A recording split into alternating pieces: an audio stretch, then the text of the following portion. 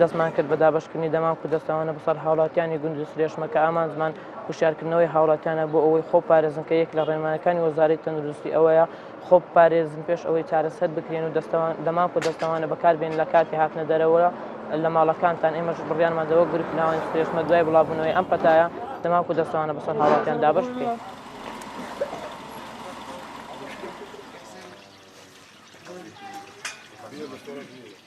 پاسی ئەو گەنج و لاوانە ئەەکەم کە هەر ستاینە بە دابەشکردنی دەمامک و دەستوانە شتێکی زۆر باشە و سوپاسی هەموو ئەو گەنجانەکەین کە ئەو مادیبوونیان کێشاوە و زۆر زۆر سپاس هەر هەمە درێژ بن ئینشاءالله.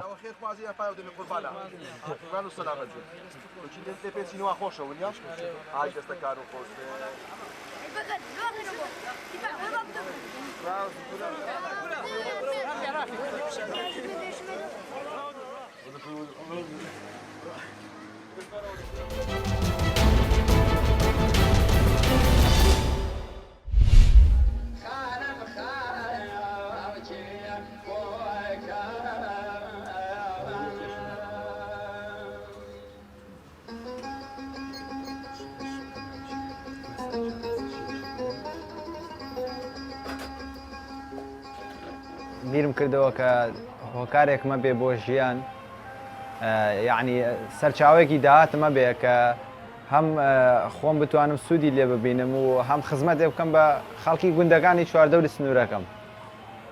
ئەوش بە وەرگرتنی بابەتە خۆماڵیەکان یا بەرهەمە کوردەوارەکان وەک شیر، ماست، پەنیر، کەرە، دۆ، کەشک، ڕۆن، هێلکە ئەم بابەتە خۆماڵیانە لە هەمان کاتە ئەوان ڕۆژانە بەیانیان ئەیهێنن بۆ دوکانەکەی منیش دووبارە ساغی ئەەکەمەوە یاخود ئەیفرۆشم هەم منیش قازانشەکەم و هەم بەرهەمەکانی ئەوانیش ساغە بنەوە ئەوانیش سوودی لێبینن.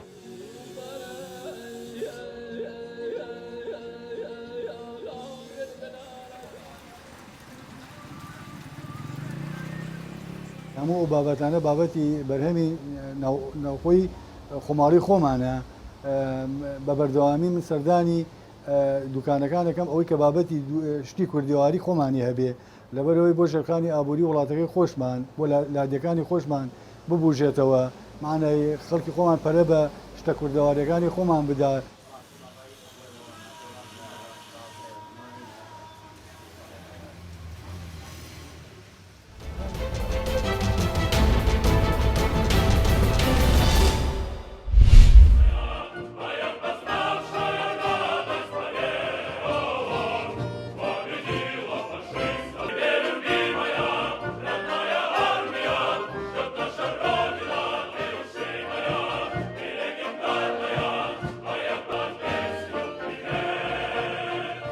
Мне очень понравилось сегодняшнее выступление, концерт потрясающий. У меня мурашки ходили, весь концерт по коже. Первый раз на таком мероприятии, и дух патриотизма очень сильно во мне прям заиграл. «Смуглянка, молдаванка» — моя любимая песня. Я знаю ее наизусть, у меня мама поет и тоже на баяне играет, на аккордеоне, поэтому очень мне понравилось.